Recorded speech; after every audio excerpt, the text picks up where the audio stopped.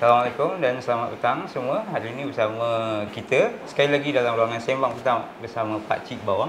Kita secara eksklusif kita bawakan salah seorang yang saya gelarkan aset UM yang dikatakan nakal. Nanti kita dengar kenapa dia rasa dia nakal.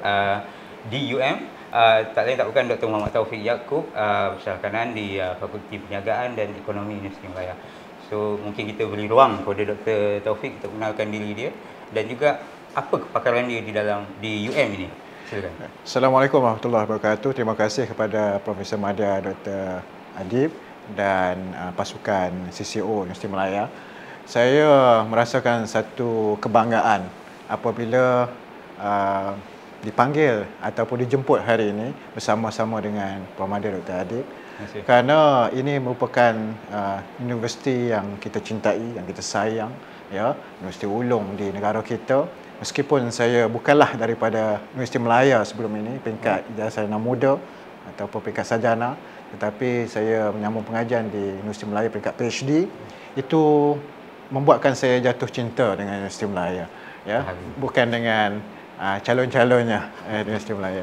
Tetapi saya lihat ini merupakan rumah kepada saya dan saya anggap diri saya sebagai amanah kepada Universiti Malaya untuk memastikan bahawa nama Universiti Malaya ini diangkat lebih tinggi.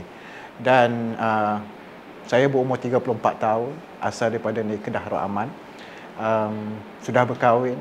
Bidang kepakaran saya politik Malaysia, sudah pasti. Kedah kat mana? Changlun ya? Saya Kedah, Kulim. Kulim. Saya tahu Changlun. Changlun. Jadi bidang kepakaran saya doktor dalam sains politik, fokus lebih ke arah politik Malaysia, ya, federalism dan hubungan politik Melayu Islam, ya. Dan saya lihat bahawa politik negara berada dalam satu tahap yang cukup menarik hari ini, bukan sahaja di peringkat universiti tetapi juga di seluruh pelosok negara, ya, sehingga menjadikan sains politik ini satu kursus yang sangat popular.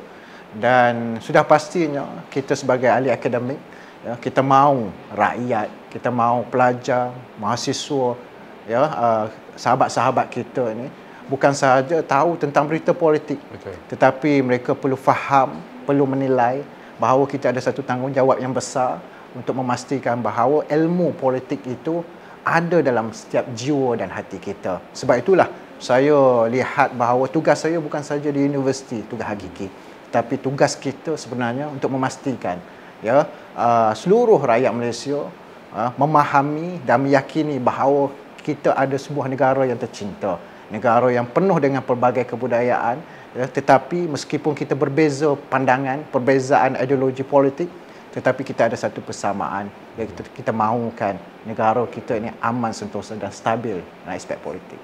Terima kasih. Saya tiba-tiba rasa macam suasana berkempen pilihan raya, Doktor.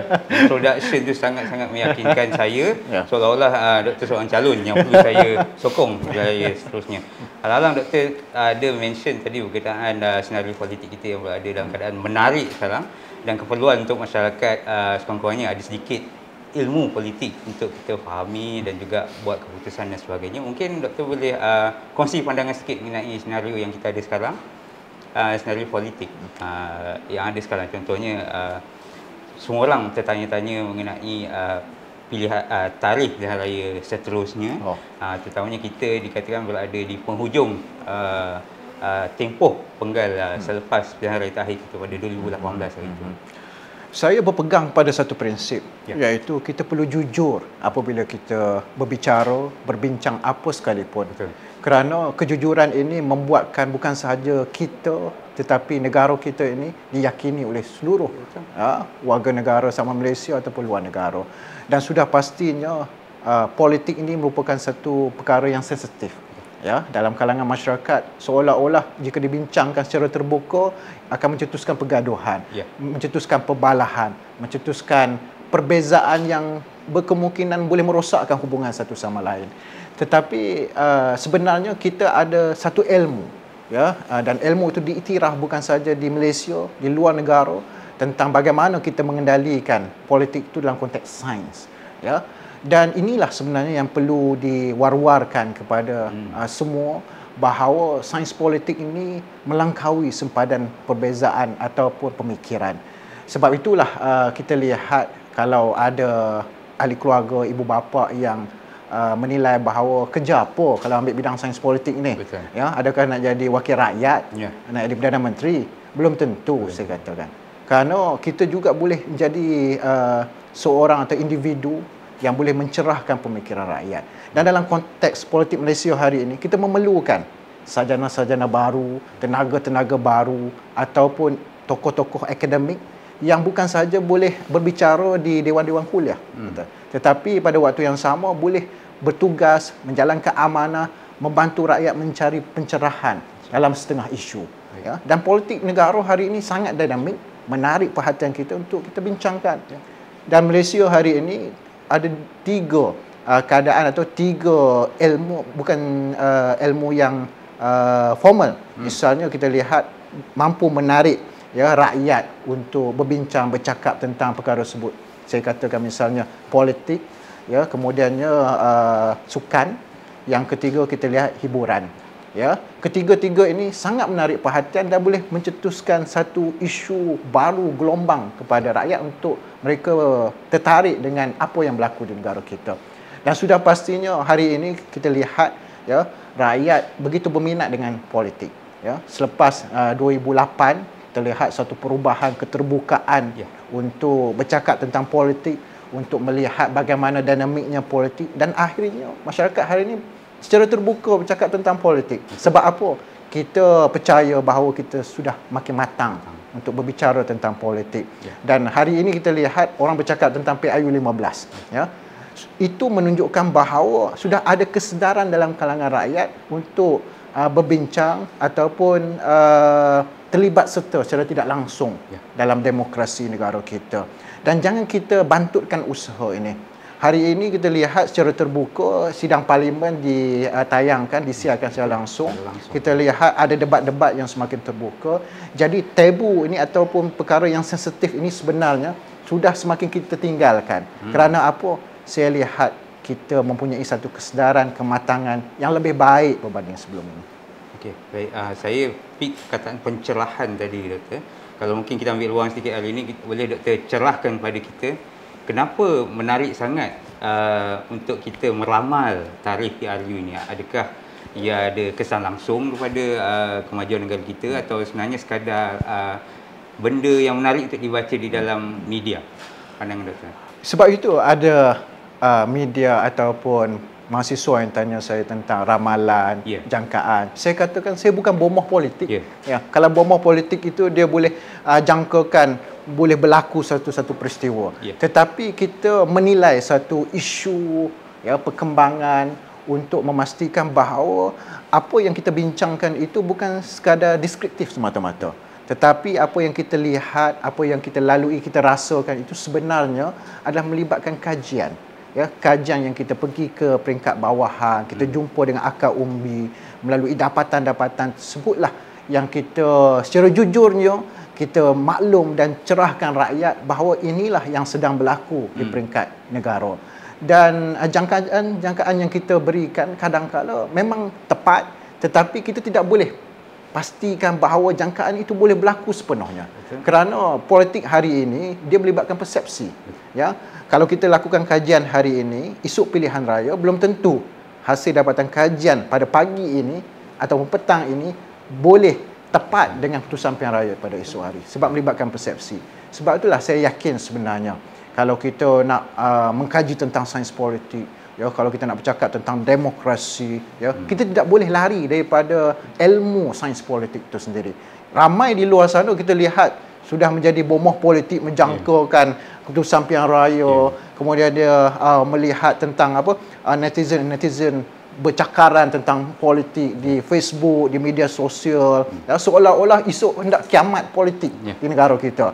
Jadi dengan keadaan-keadaan tersebut, saya melihat bahawa kalau rakyat tidak diberikan ilmu sains politik, hanya bercakap kosong, meramal, dan akhirnya kita tidak dapat apa di hujungnya. Yang pasti hari ini tugas kita cukup besar. Sebab itulah saya lihat hari ini di media-media banyak ya, diskusi tentang sains politik, kerana rakyat semakin minat tentang sains politik. Ya, rakyat semakin suka tentang demokrasi. Inilah sebenarnya yang kita mahukan di sebuah negara yang hari ini kita sudah masuk bulan kemerdekaan.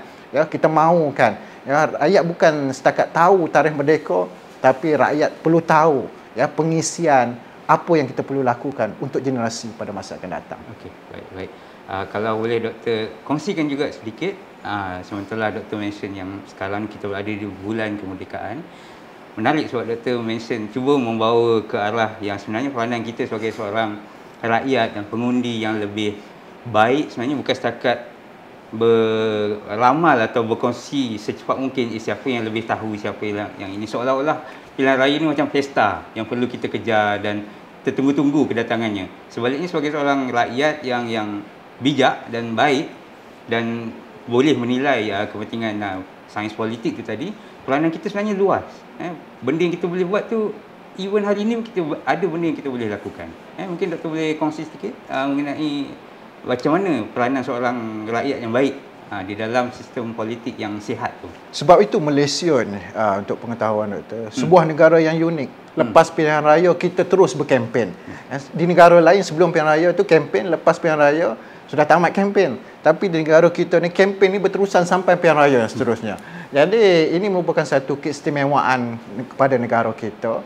Dan keunikan ini sebenarnya saya lihat kita perlu jadikan sebagai satu tarikan, ya, kerana apa, kita bukan sahaja pilihan raya umum, kita ada pilihan raya kecil. Betul. Ya, jadi pilihan raya kecil tu kadang-kala setahun sekali, kadang-kala dalam tempoh setahun ada 2 kali. Jadi ini sebenarnya yang perlu kita jadikan sebagai satu pesta meraihkan demokrasi. Tidak salah sebenarnya untuk kita raikan demokrasi, ya, tetapi bagaimana jalannya, kaedah platformnya. Betul. Kalau kita menyentuh tentang soal peribadi ataupun kita menyentuh tentang soal kehidupan keluarga seseorang, tetapi pada asalnya kita hendak membincangkan tentang negara dan demokrasi. Tapi kalau perbincangan itu menyentuh tentang peribadi ahli politik ataupun seangkatan dengannya, saya nampak itu bukan politik matang. Yang bagaimana untuk kita mematangkan rakyat itu dalam konteks yang lebih terbuka dan mereka faham. Itu adalah tugas mereka. Sebab itulah kita lihat dengan tindakan kerajaan, misalnya undi 18, bukan usaha kerajaan semata-mata, konsensus daripada pembangkang, ya, ahli-ahli politik, ahli-ahli parlimen. Mereka inginkan bahawa anak muda yang berumur 18 mereka boleh mengundi secara automatik, ya, kerana mereka sudah ada idealisme, ya. Kita mahukan nafas baru dalam politik negara, dan kemudian kita lihat diluluskan RUU Akta Hati Lompat Parti. Ini merupakan satu tindakan yang kehadapan, ya. Sebab itulah saya yakin sebenarnya kita berada pada landasan yang betul, tapi pada waktu yang sama bagaimana untuk kita pastikan, ya, apa yang kita lakukan itu dapat dikekalkan dengan baik, ya. Kita mesti turun ke peringkat lapangan, bagaimana untuk kita memastikan bahawa rakyat, orang muda, belia, ya, orang di kawasan pedalaman, di kampung-kampung, di bandar, mereka celik politik. Ya, mereka faham demokrasi politik ini bukanlah satu perkara yang menyalahi undang-undang ataupun sensitif ataupun tabu, tetapi mereka faham bahawa mereka lakukan ini untuk kebaikan negara. Saya tertarik dengan terma yang Doktor guna tadi, celik politik tu, kerana ia selari dengan apa yang saya cuba bawa dalam sesi kita setiap kali ini, iaitu konsep lifelong learning lah, pembelajaran terusan. Jadi saya rasa kenalah dengan topik kita hari ini, walaupun nampak macam panas dan mungkin dia orang mengharapkan doktor berkongsi sesuatu di belakang tabir dan sebagainya, tapi sebenarnya doktor membawakan mission atau misi yang lebih berbentuk akademik, sesuatu yang saya kira sangat sinonim dengan Universiti Melaya sebagai universiti yang terbaik di negara kita. Dan setiap daripada kita ada peranan untuk berbuat sesuatu. Itu juga satu mesej yang selalu saya bawa dalam rancangan saya. Sangat bersyukur, terima kasih kerana doktor selari dengan apa yang saya cuba bawa. Tak ada skrip kan, saya tak suruh. Tak ada. Terbaik. So untuk itu mungkin doktor ada kata-kata akhir untuk siapa yang menonton kita pada hari ini. Kita tidak boleh duduk pada tahap yang lama. Sebab itulah saya perkenalkan beberapa istilah dalam politik Malaysia. Ya, saya perkenalkan politik perut, Ya, politik perut itu melibatkan kehidupan rakyat. Ya, kalau rakyat terganggu kehidupan mereka, ya, ekonomi mereka, sara hidup mereka tinggi, rakyat tidak selesa dengan kehidupan sekarang. Ya, kemudian saya perkenalkan istilah dinosaur purba politik. Ya, dinosaur purba politik ini mereka yang sudah lama dalam politik, tetapi mereka tidak mahu bersara daripada politik disebabkan apa? Kerana yakin bahawa dalam politik itu mereka boleh dapat segala-galanya, jawatan, kuasa dan sebarang yang berkaitan. Sebab itulah saya lihat sebenarnya kalau kita berbicara tentang sains politik, kita perlu berikan nafas yang baru. Kalau kita nak bercakap tentang demokrasi sebenarnya, kita perlukan ya satu kumpulan academician yang mampu untuk bergerak dengan lebih ke hadapan, yang faham denyut nadi rakyat. Kita tidak mahu ya ahli akademik yang sekadar bercakap tetapi tidak mempunyai asas fakta deskriptif, yang hanya memuji sebelah pihak, kerana itu bukan ilmu. Itu merupakan satu tindakan yang tidak bertanggungjawab kepada ilmu yang mereka dapat. Tapi saya yakin sebenarnya, ya, saya dididik dengan kejujuran untuk bercakap. Ya, biarpun ada suara-suara menyatakan bahawa tidak takutkah ya bila kita jujur bercakap. Saya tidak takut pada mereka yang selalu menyalahgunakan platform. Ya, saya tidak takut kepada mereka yang mengambil kesempatan terhadap ahli akademik, tapi saya takut nanti untuk berhadapan dengan Tuhan. Kerana ilmu itu daripada Tuhan. Kita bertanggungjawab besar untuk memastikan bahawa segalanya adalah tugas kita, dan kita perlu pastikan bahawa kalau kita berbicara tentang sains politik, kita tidak perlu takut kepada manusia. Tugas kita adalah untuk mematangkan rakyat, memberi pencerahan, celik ilmu politik kepada rakyat. Terima kasih. Saya rasa syarat sungguh jawapan Dr. Taufik pada hari ini. Bukan setakat syarat dengan maklumat, tetapi syarat juga dengan cara-cara apa kita nak buat selepas ini. Sesuatu yang saya rasa sangat unik, dan inilah keunikan yang ada di dalam Universiti Melaya. Saya secara peribadi rasa macam Dr. Taufik ni kita kena jemput lagi pada slot akan datang. Saya rasa macam banyak lagi yang dia nak kongsikan bersama kita. So, tapi untuk kali ini itu sahaja masa yang kita ada untuk sembang petang. InsyaAllah kita akan bertemu lagi di sesi lain kali. Assalamualaikum dan selamat petang.